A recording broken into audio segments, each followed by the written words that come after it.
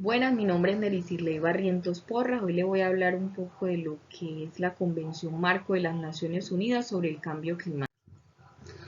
Entonces, para contextualizarnos un poquito de la política de cambio climático a nivel mundial, podríamos empezar por el año 79 con la primera conferencia mundial sobre el clima.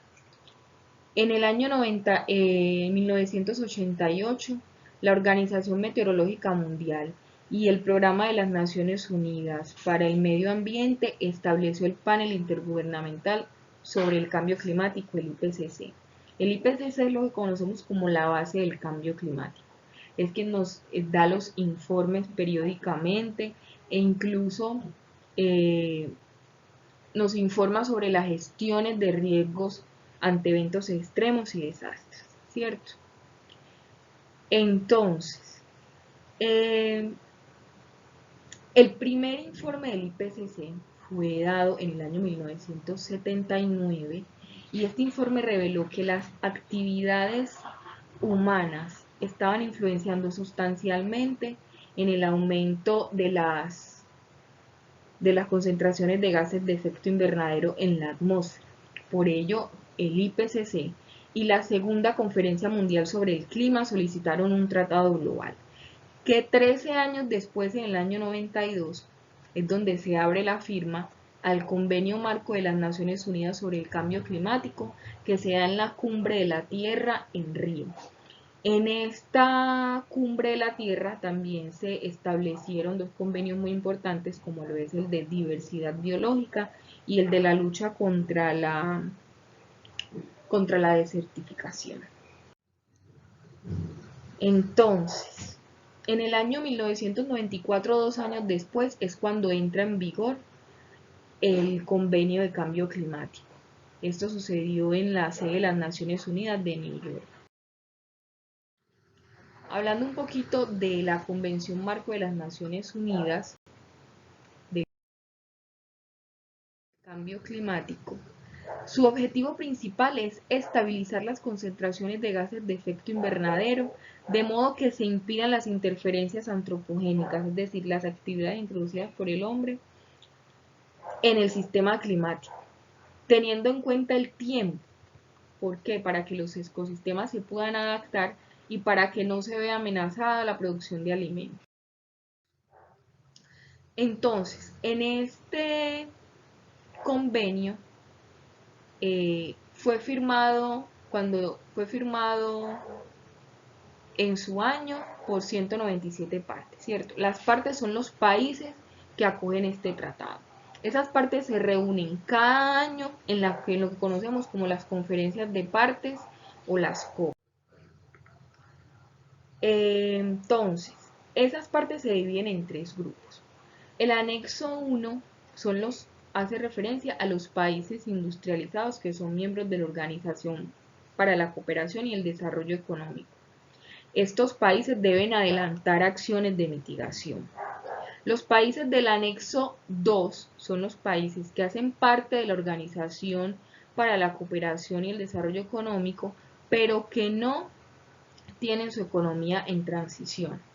Estos países están obligados a proporcionar o ayudar financieramente a los países que apenas están en desarrollo, que son los países del anexo no 1 o del no anexo 1, perdón. Entonces son los países que están en desarrollo, estos serían los países más vulnerables, no tienen ninguna obligación cuantitativa, sin embargo deben informar periódicamente sobre las políticas que están implementando en el país y sobre sus emisiones, ¿cierto? Entonces, entre las características que tiene el convenio, eh, muy importante es que pone la responsabilidad sobre los países desarrollados. ¿Por qué? Porque se entiende que son la principal fuente de emisiones de gases de efecto invernadero tanto en el pasado como en el presente. Además, dirigen nuevos fondos a actividades, como lo es el sistema de subvenciones. Bueno, vigila el problema. ¿Por qué? Porque los países industrializados deben informar periódicamente sobre las políticas y medidas de cambio climático y un inventario anual de sus emisiones, desde el 1990 hasta el presente. Y los países en desarrollo deben informar en términos generales y con menos frecuencias las acciones que están llevando a cabo para enfrentar el cambio climático. Entonces se entiende que esta Convención Marco de las Naciones Unidas sobre el Cambio Climático es el inicio a la consideración formal de la adaptación al cambio climático. Siguiendo con nuestra línea de tiempo, en 1997, en la tercera conferencia de las partes, se adoptó el Protocolo de Kioto. Se dice que esto es un hito histórico debido a que es el primer tratado de reducciones de gases de efecto invernadero a nivel mundial. Entonces, antes del 2001, antes del tercer informe de la evaluación del IPCC, los países tenían como más inclinación hacia la mitigación, porque ellos querían saber cuáles eran realmente los impactos y la vulnerabilidad frente al cambio climático. Pero en el 2001, con base a los resultados del tercer informe de la evaluación del IPCC, pasan a la etapa ya como de adaptación, o sea, ya eso lo ven como más importante. Vale también resaltar que el año 2001 es cuando Colombia adopta el Protocolo de Kioto. En el año 2005 es donde entra en vigor el Protocolo de Kioto. Entonces, hablando un poquito del Protocolo de Kioto, su principal objetivo es limitar y reducir las emisiones de gases de efecto invernadero de acuerdo con un mínimo del 5.2% por debajo de los niveles de 1990 en el periodo de 2008 a 2012. Entonces, como vimos, la Convención pide a los países que adopten políticas y medidas de mitigación y que informen periódicamente. Y el Protocolo de Kioto tiene los mismos principios, disposiciones y estructuras de la Convención, pero solo vincula a los países desarrollados. Recaen sobre ellos la principal responsabilidad y todo el peso. Importante mencionar y explicar los mecanismos que se establecieron dentro del Protocolo de Kioto. Son mecanismos flexibles que permiten el avance para mitigar el cambio climático, ¿cierto? Entonces, el primero es el comercio internacional de emisiones.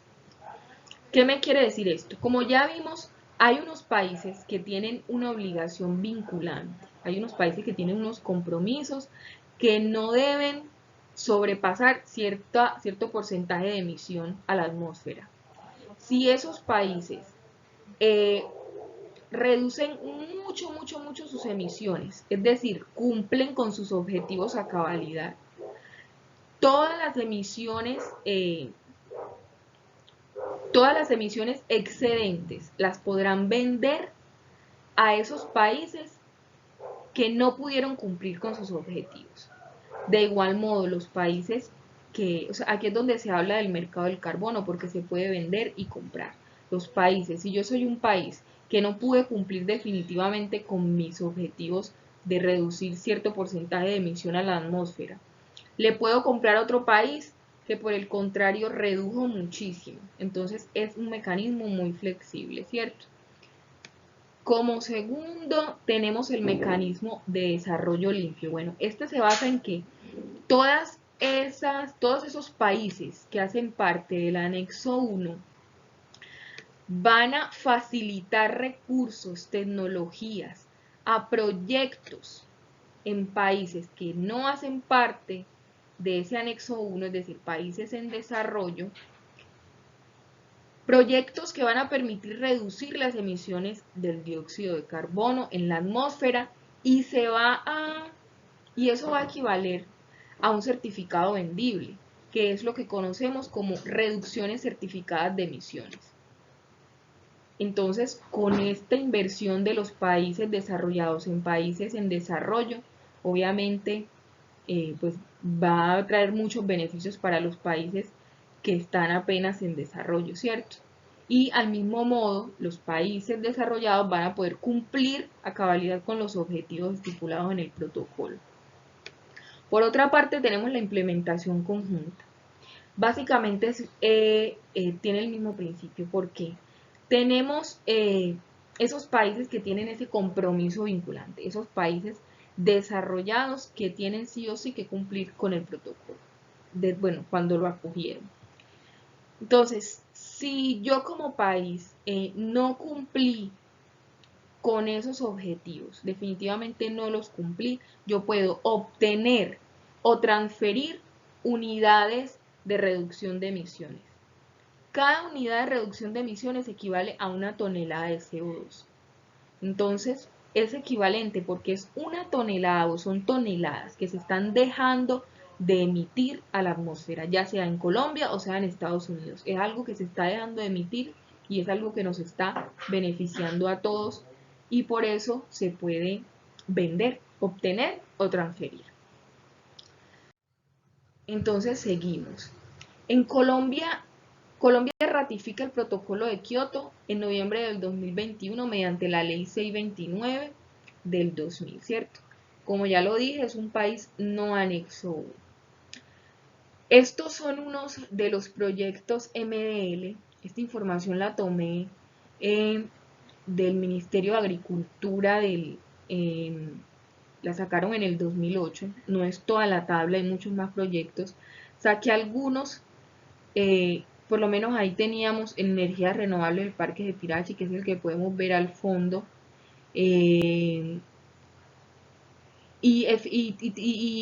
proyectos que iban o sea, teniendo en cuenta el mecanismo de MDL, es decir, inversión de países en desarrollo en nuestro país. Entonces tenemos categorías de transporte, de residuos, en fin. Entonces, el parque eólico Gepirachi es propuesta por Empresas Públicas de Medellín, EPM. Está construido en el municipio de La Guajira, como les mencioné. Este fue el primer proyecto de este tipo de desarrollo en el país, no solo por sus características tecnológicas, sino por ser el primero en aplicar exitosamente al MDL, el protocolo de Kioto. Entonces vale la pena recalcar eso. En general, Colombia tiene una meta unilateral y es de reducir sus emisiones de gases de efecto invernadero un 20% al año 2030, como lo estipula o como lo muestra, como se puede ver en esta gráfica. De los 36 países que adoptaron el compromiso de Kioto, protocolo de Kioto, solo 9 incumplieron su compromiso, pero los que lo cumplieron sobrepasaron los objetivos hasta en un 24%. Sin embargo, países tan importantes como Estados Unidos y Canadá aumentaron en gran medida sus emisiones. ¿Por qué? Porque ellos no se adaptaron al protocolo de Kioto.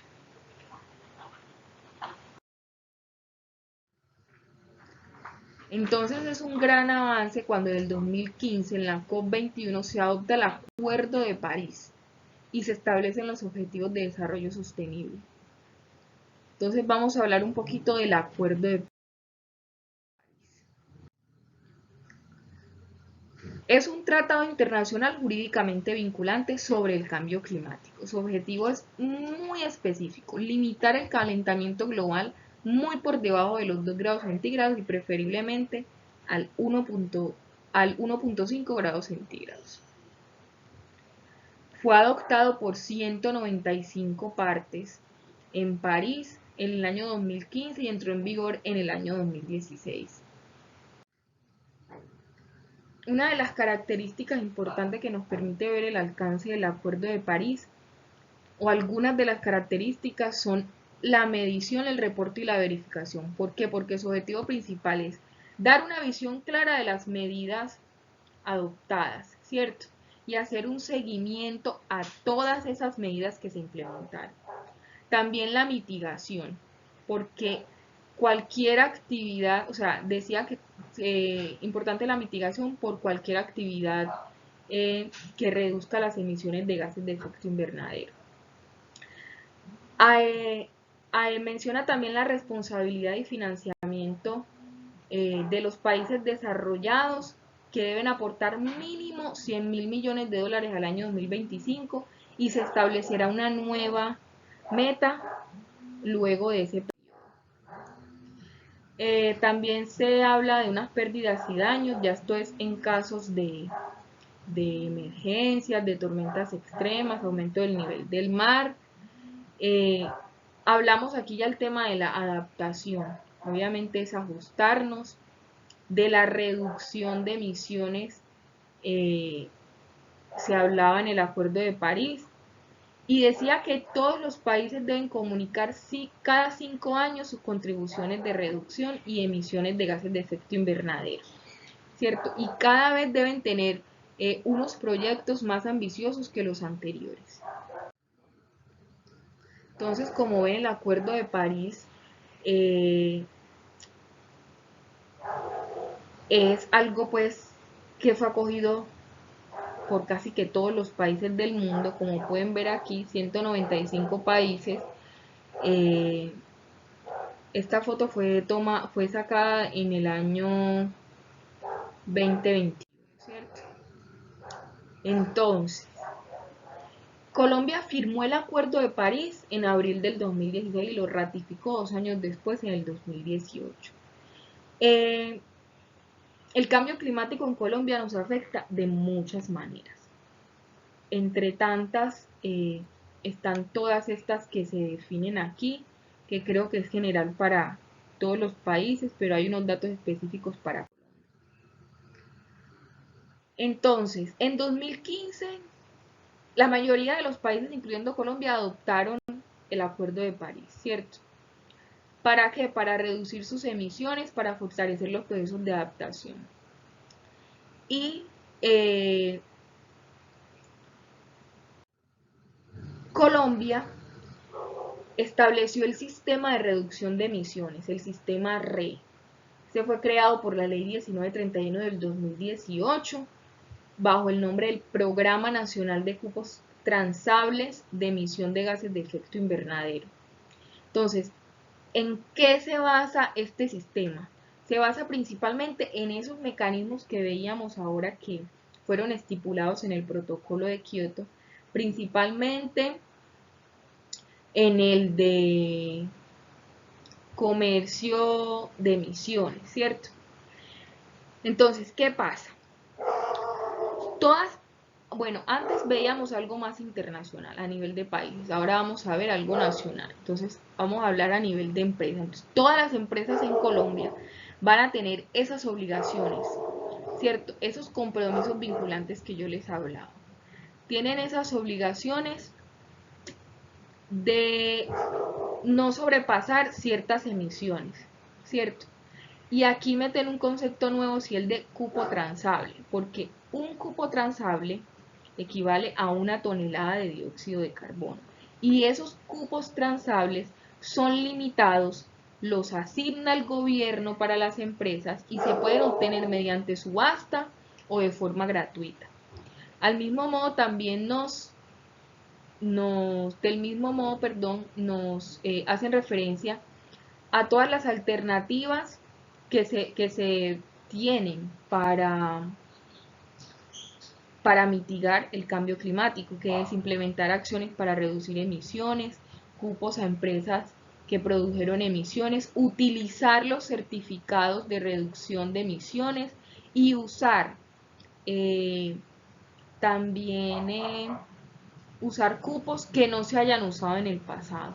Entonces, muy importante esta implementación que empezó desde el año 2018, el sistema RE. Bueno, en el año 2021, luego de la pandemia y de los problemas que hemos tenido, se realizó en noviembre la COP26, fue en Escocia, un acuerdo mundial para luchar contra el cambio climático. Tiene 5 puntos relevantes. El primero es que los países desarrollados deben duplicar los fondos de inversión en los países en desarrollo. El segundo, se le solicita a los países actualizar todas sus metas de reducción de carbono hasta el año 2030. Tercero, se hace un llamado para el uso de carbono como fuente de energía y subsidios a los combustibles fósiles ineficientes. Cuarto, se hace énfasis en la necesidad de aumentar significativamente el apoyo a los países en desarrollo. Y 5. Se establece un diálogo para examinar el tema del dinero a cambio del daño que el cambio climático pues ha causado obviamente al mundo entero. Estas fueron las referencias que utilicé. Muchísimas gracias.